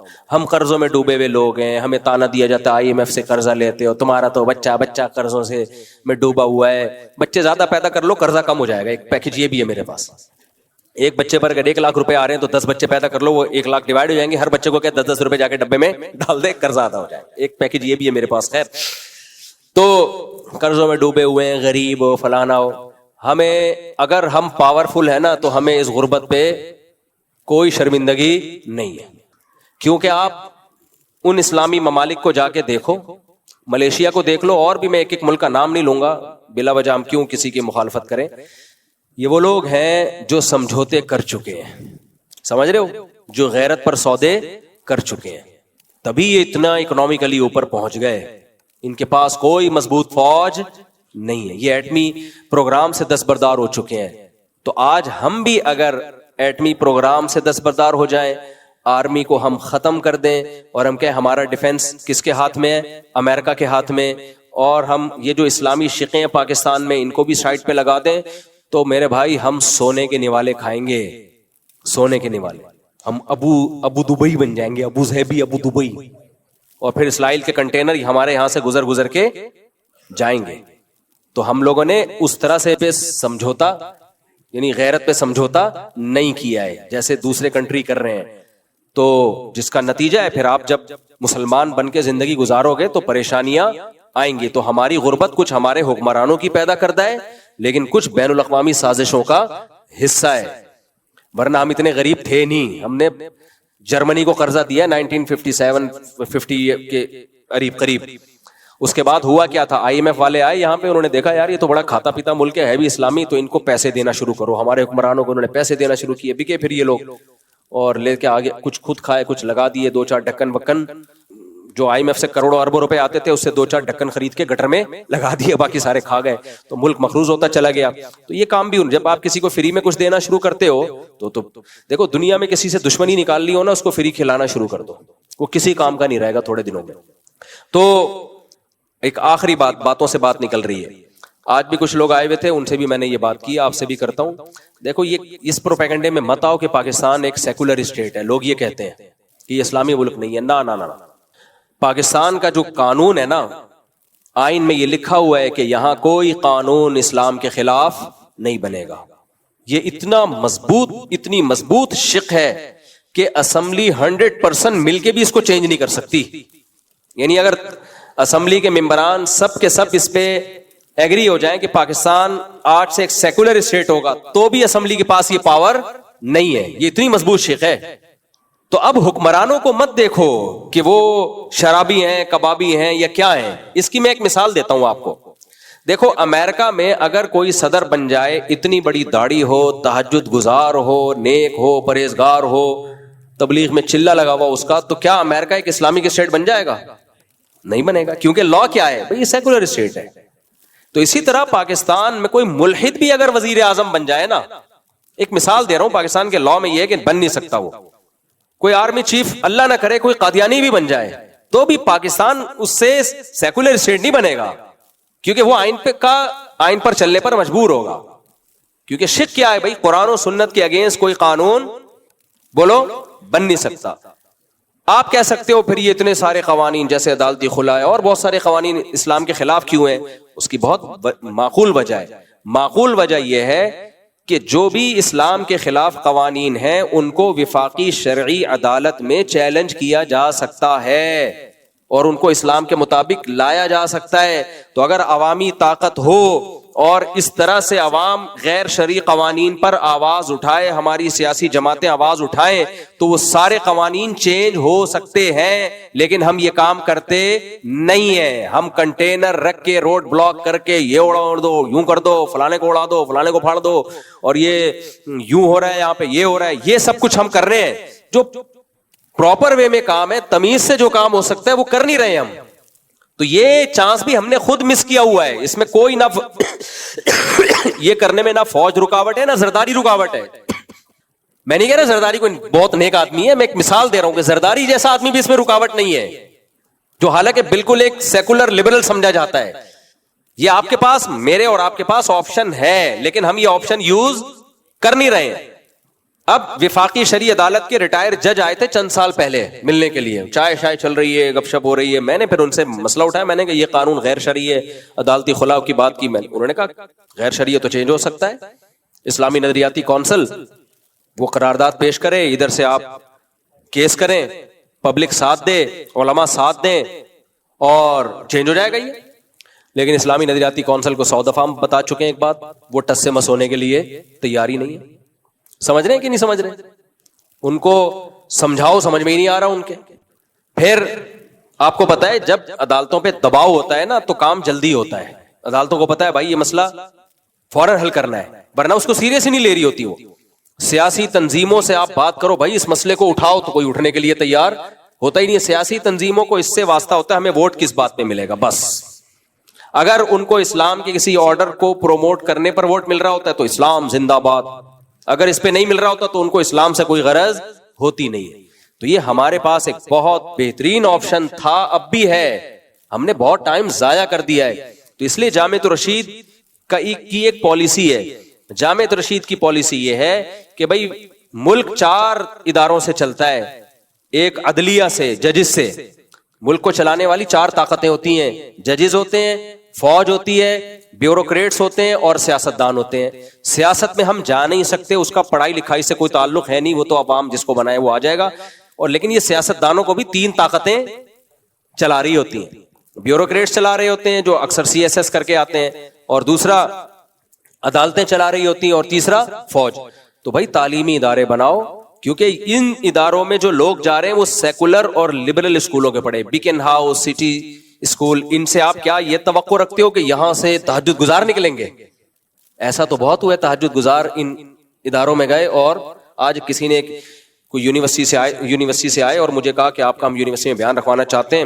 مفتی صاحب یونیورسٹی میں ایسی بے حیائی ہو رہی ہے، لڑکیاں جو ہیں وہ ادھورے کپڑے پہن کے لڑکوں کے ساتھ کھیل کود مچایا ہوا ہے، انہوں نے ٹورنامنٹ ہو رہے ہیں اور آدھے کپڑے پہنے ہوئے، یہ ایسے نا. تو آپ اس پہ بیان کریں. میں نے کہا میں اس پہ بیان نہیں کروں گا یونیورسٹی میں. کہہ رہے کیوں؟ میں نے کہا مجھے پتا ہے اس سے ختم ہی نہیں ہوگا یہ، بلکہ ہو سکتا ہے مجھے بین کر دیں ہمیشہ کے لیے. کیونکہ یونیورسٹی جس کا آپ نام لے رہے ہو وہ یونیورسٹی لبرل لوگوں نے بنائی ہے، اور ان کا بنانے کا مقصد تعلیم دوسرے نمبر پہ تھا، بغیرتی پہلے نمبر پہ. وہ ایسی ٹیم تیار کرنا چاہتے ہیں، میں جا کے ان کے چھرا گھونپنا شروع کر دوں، بولے نکل بھائی پتلی گلی سے. میں وہاں جا کے ایک اسلام کے جو ایسے آرڈرز ہیں جو ان کے لیے قابل ہضم ہو صرف وہی بیان کروں گا. ہاں یہاں میں نے کہا ممبر پہ بیٹھ کے میں کھل کے حق بیان کر دوں گا، وہاں مجھے گھسنے دے دیا اور میں اس پر میں نے بیان کر دیا نا. میں نے کہا اگلی دفعہ میری انٹری، میری کیا تمام ہر طرح کے مولانا اور مذہبی لوگوں کی انٹری ہمیشہ کے لیے بین ہو جائے گی. میں نے کہا اس بے حیائی جو آپ سمجھ رہے ہو یونیورسٹی میں ہے، اس کا اصل کیا ہے؟ اصل یہ ہے کہ یونیورسٹی چلانے والے لوگوں پہ محنت کی جائے. جو مینجمنٹ ہے جب اس کو اندازہ ہوگا نا یہ غلط ہے، پھر وہ چینجنگ کریں گے. یہ اوپر سے تبدیلی آتی ہے اور یہ بھی نہیں ہو سکتا تو بھائی یونیورسٹی آپ بنا لو نا. کیا خیال ہے بھائی؟ جیسے جامعۃ الرشید نے غزالی یونیورسٹی بنائی، اب ماحول کس کی مرضی کا ہوگا؟ سیکولر لوگوں کی مرضی کا ہوگا یا مولاناؤں کی مرضی کا ہوگا؟ دیکھو تعلیم سب جگہ سیم ہوتی ہے. میں آپ کو اس کی ایک مثال دیتا ہوں. 2 اور 2 کتنے ہوتے ہیں؟ 4. یہ میتھ کا ایک فارمولا ہے نا. اب ہم یہ کہہ سکتے ہیں میتھ کے جو قوانین ہیں وہ اسلامی ہیں، کہہ سکتے ہیں؟ نہیں بھائی میتھ کی بیس یہاں سے شروع ہوتی ہے 1 2 3 4 5 6 7 8 9 اور 10 11 12 اور پھر ان کو پلس مائنس اور وہ بہت پیچیدہ ہوتا، پھر لوگ چارٹرڈ اکاؤنٹنٹ بن جاتے ہیں. تو وہ کسی مذہب پہ اس کی اجارہ داری نہیں ہے. وہ انگلش میں بھی وہی ہیں، اردو میں بھی وہی ہیں، فارسی میں بھی وہی ہیں، عربی میں بھی وہی ہیں. وہ نہ اسلامی ہیں اور نہ غیر اسلامی. تو عصری تعلیم نہ اسلامی ہوتی ہے نہ غیر اسلامی ہوتی ہے، وہ گراؤنڈ ریئلٹی پر مبنی ہوتی ہے. فرق یہ ہے کہ وہ 2 اور 2 4 آپ اسلامی ماحول میں پڑھا رہے ہو یا لڑکا لڑکی کو ساتھ بٹھا کے پڑھا رہے ہو. تو تعلیم سے ہمیں تھوڑی کوئی نفرت ہے. جیپنیز بھی تو سائنس پڑھتے ہیں، ان کی بھی وہی نیوٹن کا لا وہ بھی وہی پڑھتے ہیں جو ہم پڑھتے ہیں. ہم اردو میں پڑھ لیتے ہیں یا انگلش میں کہ جو چیز چل رہی ہے چلتی رہے گی جب تک رکے گی نہیں، جب تک کوئی روکنے والی فورس نہ ہو. جیپنیز کو بھی پڑھتے ہیں چنگ چنگ چپا چپا ٹکر ٹکر ٹکر، وہ اس طرح پڑھ لیتے ہیں. تو وہ اس کو چنگ پونگ کر کے پڑھ لیں گے. چائنیز اس کو چنگے چنگے کر کے پڑھ لیں گے. جرمن اس کو اپنی زبان میں. لا وہ سیم ہے. تو نہ سائنسی اصول یا تعلیم جو ہے نہ وہ اسلامی ہوتی ہے نہ وہ غیر اسلامی ہوتی ہے، نہ وہ اللہ بھلا کرے آپ کا سیکولر ہوتی ہے، نہ وہ لبرل ہوتی ہے. کچھ بھی نہیں ہوتی بھائی. وہ مشاہدات پر مبنی ایک حقیقت ہے جس کو ہر قوم پڑھتی ہے اور ترقی کرتی ہے. فرق کس سے ہوتا ہے؟ ماحول آپ کیا دے رہے ہیں. یونیورسٹیوں میں اگر آپ ماحول ان کو یہ دے رہے ہیں، لڑکے لڑکیاں ساتھ بیٹھے ہوئے آدھے کپڑوں میں سگریٹ پی رہے ہیں، چرس بھی پی رہے ہیں، تو سائنسدان چرسی بنیں گے، پھر ہیروئنچی بنیں گے، چرسی بنیں گے، زانی شرابی کبابی بنیں گے. لیکن وہی ماحول اگر آپ ان کو اللہ رسول سکھا رہے ہو، آپ ان کو سائنسی اصولوں سے خدا کا وجود سمجھا رہے ہو جو کہ ہوتا ہے. دیکھو بیٹا، جب چینجر کے بغیر چینجنگ ممکن نہیں ہے تو کریٹر کے بغیر کریشن کا عمل کیسے ہو سکتا ہے؟ تو یہاں سے سائنٹسٹ پیدا ہوں گے لیکن تہجد گزار ہوں گے. سمجھتے ہو کہ نہیں سمجھتے؟ تو اب محنت یوں کرنی چاہیے تھی کہ ہم صرف مدارس نہ بناتے بلکہ ہم یونیورسٹیاں بھی ہم بناتے، علماء بناتے، اسکول بھی کون بناتے. 99% طبقہ تو عوام کا اسکولوں میں آتا ہے، مدرسے میں تو 1% بھی نہیں جاتا، اس سے بھی کم لوگ جاتے ہیں. اور ملک کی باغ ڈور مدرسے سے نکلنے والے طالب علم کے ہاتھ میں ہوتی ہے یا اسکول یونیورسٹیوں سے فارغ لوگوں کے ہاتھ میں ہوتی ہے؟ ڈی ایس پی مدرسے کا فارغ ہوتا ہے یا اسکولوں کا فارغ ہوتا ہے؟ ڈی سی جو ہے ڈپٹی کمشنر وہ اسکولوں کا فارغ ہوتا ہے یا مدرسے کا فارغ ہوتا ہے؟ اسکولوں کا ہوتا ہے. آرمی چیف مدرسے سے آتا ہے، اسکولوں سے آتا ہے. تو یہ سارا طبقہ تو اسکولوں یونیورسٹیوں سے آ رہا ہے. یہ ہم نے حوالے کر دیا، کوئی آغا خانی چلا رہا ہے، کوئی قادیانی چلا رہا ہے، کوئی بالکل ہی سیکولر چلا رہا ہے، سارے مذہب مخالف لوگ وہ یہ ادارے چلا رہے ہیں. اور ہم کہہ رہے ہیں ملک میں اسلام کیوں نہیں آ رہا؟ کہاں سے آئے گا بھائی اسلام؟ ملک چلانے والے سیکولر لبرل لوگ ہیں تو کہاں سے آئے گا؟ یہ تو پھر بھی اللہ کی قدرت ہے کہ ایسے سیکولر اداروں سے فارغ ہو کر بھی آپ کا آرمی چیف حافظ ہے. یہ تو آرمی کا کچھ کی پاور ہے کہ وہ مذہب کے بغیر چل نہیں سکتے. میں ایک دفعہ وائس ایڈمرل سے جو آن ڈیوٹی تھے ان سے ہماری ملاقات ہوئی، اب شاید ریٹائر ہو گئے ہوں گے. انہوں نے بتایا کہ ہم باہر ملکوں میں جاتے ہیں، ہم دیکھتے ہیں کہ وہاں کی فوج اپنا مذہب سے رشتہ ختم نہیں کرتی. وہاں کی فوج حالانکہ ان کے مذہب باطل ہیں، تو ہمیں احساس ہوا کہ ہم تو برحق مذہب کو فالو کرتے ہیں، ہم مذہب سے رشتہ کیسے ختم کر لیں. تو اگر یہ اسکول ہم ٹھیک کر لیں، ہم یونیورسٹیاں اپنی بنائیں، نیک لوگ اٹھیں اور کیا ہم یونیورسٹی ہم بنائیں گے، تعلیم سب جگہ سیم ہے، ماحول ہم اچھا دیں گے، تو آج ملک کے حالات وہ نہ ہوتے جو ہمیں نظر آ رہے ہیں. تو ہمارا اپنا کیا کرایا ہے بھائی. جب ہم سے کچھ ہوا نہیں ہے تو ہم نے کہا پاکستان غیر اسلامی ملک ہے اور جو ہے یہ سیکولر اسٹیٹ ہے. نا نا نا نا نا، ہماری پاکستان کی مثال ایسے ہے جیسے ہماری مثال. ہم نام کے مسلمان ہیں، کلمہ پڑھتے ہیں لیکن اسلامی تعلیمات پر عمل نہیں کرتے، تو اس وجہ سے ہمیں کافر نہیں ہو جاتے. ہم کہاں ہمیں مسلمان ہی جائے گا، تبھی تو ہمیں کہا جائے گا آپ مسلمان ہو کے نماز نہیں پڑھ رہے، آپ مسلمان ہو کے یہ کام کر رہے ہو. کافر کو تھوڑی کہا جائے گا تو کم بخت تو نماز کیوں نہیں پڑھتا، تو یہ کیوں نہیں کرتا. میں مانتا ہی نہیں نماز کو. ہم مانتے ہیں، عمل نہیں کرتے، تبھی ہمیں تانے دیے جاتے ہیں. تو پاکستان ایک اسلامک اسٹیٹ ہے، لیکن عملی طور پر اس میں بہت ساری چیزیں غیر اسلامی ہیں. جب عملی طور پر غیر اسلامی ہے تو تانا دیا جاتا ہے, اور یہ تانا بنتا ہے کیونکہ اسلامک اسٹیٹ ہے, اسی وجہ سے تانا دیا جاتا ہے. یہ غیر اسلامی کام کیوں ہو رہا ہے؟ امریکہ میں تھوڑی کہا جائے گا کہ یہ میں نے امریکہ میں جا کے عدالتی خلا کے خلاف بیان نہیں کیا کہ امریکہ میں یہ لا اسلام کی تعلیمات کے خلاف ہو گیا, ہم اسلام کو مانتے ہی نہیں بھائی. پاکستان میں تو ہم بیان کرتے ہیں. وزیر داخلہ نے وہ قل اللہ غلط پڑھ لی تھی نا, اس پہ لوگوں نے کہا یہ کیسا اسلامی ملک ہے, وزیر داخلہ قل اللہ غلط پڑھ رہا ہے. میں نے کہا یہ اسلامی ملک ہے, نہیں آتی پھر بھی پڑھ رہا ہے. امریکہ میں نہیں کوئی قل اللہ پڑھتا, سمجھ رہے ہو؟ تو اس لیے پہلا اپنا کانسیپٹ یہ کلیئر کرو, پاکستان ایک اسلامک اسٹیٹ ہے, تبھی ہم اس ملک کے لیے لڑنے کو جہاد سمجھتے ہیں اور شہادت کو شہادت سمجھتے ہیں. ایک بات تو یہ. دوسرا, جو اس میں اسلام اب تک نہیں ہے, یہ غلطی میری اور آپ کی غلطی ہے, سمجھ رہے ہو؟ تیسری بات یہ کہ اس کو اسلامائزیشن کی طرف لانے کا کیا طریقہ ہے؟ بھائی یونیورسٹیاں آپ کے کنٹرول میں ہو, اسکول آپ کے کنٹرول میں ہو, اور آپ CSS کرواؤ, آپ فوج میں بھیجو لوگوں کو, اپنے بچوں کو دین سکھاؤ اور فوج میں بھیجو, عدلیہ میں بھیجو, ججز بناؤ ان کو, تو انشاءاللہ اچھا رزلٹ آئے گا فیوچر میں. تو یہ سب چیزیں تھیں جو اس فتح کے موقع پر میں نے آپ کے سامنے پیش کرنی تھی. امید ہے کھوپڑی شریف سیٹ انشاءاللہ ہو گئی ہوگی. سمجھتے ہو کہ نہیں سمجھتے؟ باقی وہ اختلافات چلتے رہیں گے. عمران خان کو آنا چاہیے باہر کے نہیں آنا چاہیے, وہ چلتے رہیں گے, وہ باقی رکھو, وہ زندہ قوموں کی ایک نشانی ہوتی ہے. وہ سیاسی تو چلتی رہے گی, آپس میں لڑیں گے, نہیں لڑے یہ غلط ہے. دشمن کے مقابلے ہم سب کیا ہیں؟ ایک ہے. باقی لڑتے رہو, اچھی بات ہے. دیکھو یہ انڈیا نے بہت اچھا کیا, ہم کم از کم متحد کر دیا ہمیں. میرا دل چاہ رہا تھا ایک بیان میں اس پہ ریکارڈ کرواؤں. مودی تیرا بہت شکریہ, ہم گوشت کھا رہے تھے, لڑ نہیں رہے تھے جیسے ہمیں لڑنا چاہیے, کیونکہ گوشت خور لڑائی کے لیے ہوتا ہے, پتہ ہے آپ کو. بات لمبی ہوتی جا رہی ہے, بس اب بیان پورا ہو گیا اسی پہ, اب اسی کو سمیٹتا ہوں. دیکھو مجھے ایک بات بتاؤ, بکری گوشت کھاتی ہے یا گھاس؟ کبھی دیکھو بکری کو دوڑتے ہوئے, کبھی سنا آپ نے مجھے گھاس چاہیے؟ بھائی گھاس کے لیے اتنی دھاڑ کی ضرورت نہیں ہے, گھاس کہیں بھاگ تھوڑی رہی ہوتی ہے. آپ یوں بکری منہ مارے گی, گھاس اس کے پیٹ میں. شیر کیا کھاتا ہے؟ گوشت. گوشت خود چل کے نہیں آتا, گوشت کے پاس چل کے جانا پڑتا ہے.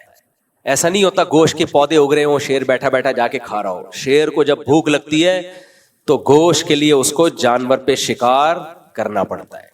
پھر وہ دیکھتا ادھر سے ہرن جا رہا ہے, تو اب یہ نہیں ہوتا بکری کی طرح وہ جائے, کائنڈلی میں بہت دنوں سے بھوکا ہوں, اگر 2 چکے مارنے کی آپ اجازت دے دیں تو آپ کا بہت شکریہ.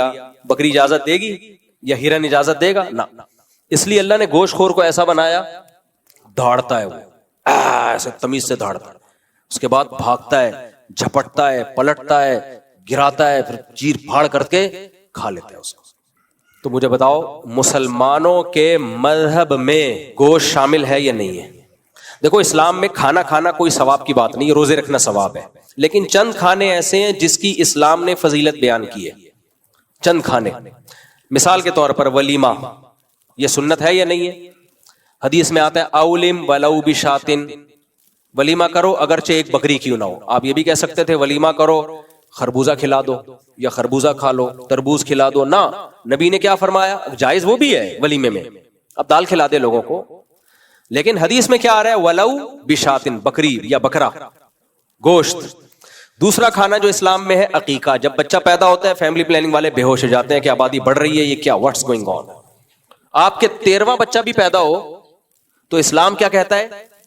ابھی میرے الحمدللہ 19واں پیدا ہو گیا, پونے سے اب میں 19 پہ آ گیا ہوں, تو ابھی کئی بچوں کے عقیقے باقی ہیں. اب ہم نے عقیقے بھی ایسے کیے وہ سمٹ نہیں رہے ہوتے نا, تو اب یہ والے کا اس گائے میں حصہ, اس والے کا اس میں. اب میں نے سوچا یار ایک دفعہ 2-3 گائے لا کے سب کو اکٹھا نپٹا دو. کچھ تو بڑے ہو گئے, بالغ ہو گئے ہیں, ان سے کہتا ہوں اب تو خود ہی کر لے بھائی, تو بڑا ہو گیا, لیکن سوچ رہا ہوں ابھی اکٹھے ہی نپٹاؤں سب کو. خیر, تو شریعت یہ بھی کہہ سکتی تھی بچہ پیدا ہو تو مٹھائی کھلاؤ. کیا خیال ہے؟ خوشی کا دن ہے, مٹھائی کھلاؤ, خربوزے کھلاؤ, دال چاول کھلاؤ, بریانی کھلاؤ. نہ, اسلام نے کہا عقیقہ پیدا ہو, لڑکا ہے تو 2 بکرے, لڑکی ہے تو 1 بکرا یا 1 دمبا یا گائے کا 1 حصہ یا اونٹ کا 1 حصہ. اور اس میں بھی مرغی نہیں چلے گی, بڑا گوشت, ریڈ میٹ.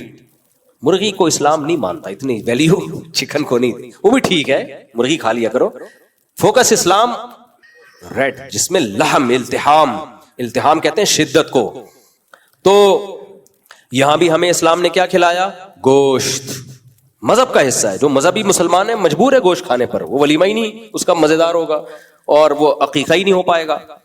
تیسرا جو اسلام میں کھانا ہے وہ کیا ہے؟ جب آپ حج کرنے عمرہ کرنے جاتے ہو تو شکرانے کے طور پر آپ نے ایک ہی احرام میں یا ایک ہی سفر میں حج بھی کیا عمرہ بھی کیا, تو اسلام کہتا ہے شکرانے میں دم دو, وہ بھی کیا ہے؟ بکرا, وہاں بھی گوشت. چوتھا کھانا بقرعید ہے. عید کے دن ہم کیا ہے؟ اللہ یہ بھی کہہ سکتا تھا بقرعید کو تم لڈو کھاؤ, نا وہاں بھی کیا کھلایا جا رہا ہے؟ گوشت. تو وہی ہم مجبور ہیں کیا کھانے پر؟ گوشت. اور گوشت خور لڑنے کے لیے پیدا ہوا ہے. گوشت خور کس کے لیے؟ جتنے گوشت خور جانور ہیں وہ سب لڑاکا ہوتے ہیں. بلی کو دیکھو جب غصہ آتا ہے غراتی ہے, بھاگتی ہے, کیا اس کی اسٹائل ہی چینج ہو جاتا ہے. چیتے کو دیکھ لو, جتنے گوشت خور جانور ہیں. تو اب مسئلہ ہمارے ساتھ یہ ہے, چونکہ ہم گوشت خور ہیں, ہمارے حضرت مفتی رشید احمد صاحب فرمایا کرتے تھے گوشت یا تو کھانا چھوڑ دو, اور اگر کھا رہے ہو تو پھر صحیح جگہ لڑو, ورنہ غلط جگہ لڑو گے. تو گوشت خور لڑتا ہے. تو مودی سرکار نے جنگ مسلط کر کے ہمیں بتا دیا کہ یہاں نہیں لڑو, کہاں لڑو؟ وہاں. کیونکہ ہم گوشت کھا کھا کے نا آپس میں لڑ رہے تھے.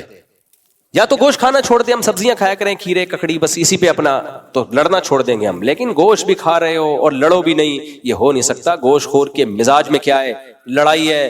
تو اگر ہم اپنے دشمن سے نہیں لڑیں گے نا تو مجبور ہو کے ہم آپس میں لڑنا شروع کر دیں گے. تو اور لڑنا شروع کر دیا تھا ہم نے, سمجھ میں ہی نہیں آ رہا تھا, اپنی عسکری طاقتوں سے لڑنا شروع کر دیا تھا. یہ ایسے, یہ یوں, فلانا ایسا, ڈمکانا ایسا. تو مودی نے کیا کیا؟ مودی نے بولا کمبختو تم گوشت کھا رہے ہو, آپس میں کیوں لڑ رہے ہو؟ میں ہوں نا لڑنے کے لیے. تو اللہ کا شکر ہے ہمارا سارا جذبہ ادھر کو ڈائیورٹ ہو گیا, آپس میں ہمیں کیا ہو گیا؟ الحمدللہ سکون آ گیا, اللہ کا شکر ہے. تو یہ مودی کا بہت شکریہ, اور میں مودی سے کہوں گا کہ اب آپ اپنے خرچے پہ اپنا خیال رکھیے گا اور لائن پہ رہیے گا. نسلوں میں انشاءاللہ کوئی ایسا پیدا نہیں ہوگا جو پاکستان کو تڑی لگائے انشاءاللہ.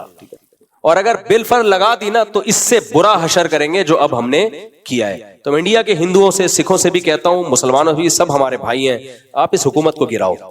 یہ آپ کی خیر خواہ نہیں ہے, یہ تمہارا بیڑا غرق کرے گی. اللہ عمل کی توفیق عطا فرمائے. نماز کے بعد انشاءاللہ سوال جواب کا سیشن ہوگا. آج کے پورے بیان کا خلاصہ کیا نکلا؟ جو آپ کی عسکری طاقت ہے جسے فوج کہا جاتا ہے, اس کو کبھی نشانہ نہ بناؤ. انڈیویجولی کسی سے اختلاف کرنے کا حق ہر ایک کو ہے. جیسے علماء میں 2 نمبر مولانا بھی ہوتے ہیں, لیکن آپ یہ کہو علماء غلط ہوتے ہیں, علماء 2 نمبر ہوتے ہیں, یہ غلط ہو جائے گا. فوج میں کسی آفیسر سے آپ 100 دفعہ اختلاف کر سکتے ہو سکتا ہے کوئی کرپٹ ہو, کوئی 2 نمبر ہو, وہ ہر ایک کو رائٹ ہے وہ اختلاف کرنے کا, اور وہ ہر ملک میں ہوتا ہے ایسے, صرف پاکستان میں نہیں, ہر جگہ ہوتے ہیں. تو ایسا ہی وہ یہاں بھی ہے, لیکن ادارے کے طور پر ادارہ غلط نہیں ہے, سمجھ رہے ہو؟ ادارہ غلط نہیں ہے. ہو یہ رہا تھا ماضی میں, ادارے کو ہی لوگوں نے اتنا برا بنا دیا تھا کہ گویا فوج میں بھرتی ہونا ہی لوگوں کو شرم آ رہی تھی. اس پہ کچھ فوجی لوگ شرمندہ ہوتے پھر رہے تھے کہ ہم فوج میں کیوں ہیں. یہ غلط ہے, یہ بہت ڈینجرس ہے ملک کے لیے.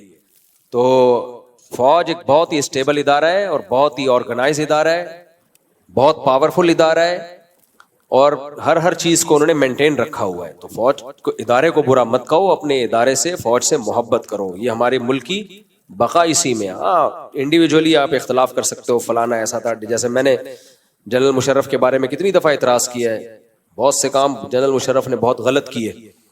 ابھی ان دنوں میں جب جنگ ہو رہی تھی نا, تو کسی نے کہا کہ ایک پوسٹ چلائی کسی نے, اور کہا یہ دیکھو ادھر سے ڈرون آ رہے ہیں اور گر رہے ہیں, اور یہاں تک پہنچیے, یہ ادھر ہی کیوں نہیں اڑا رہے, یہ کیوں نہیں کر رہے, وہ کیوں نہیں کر رہے, ایسے الٹی باتیں.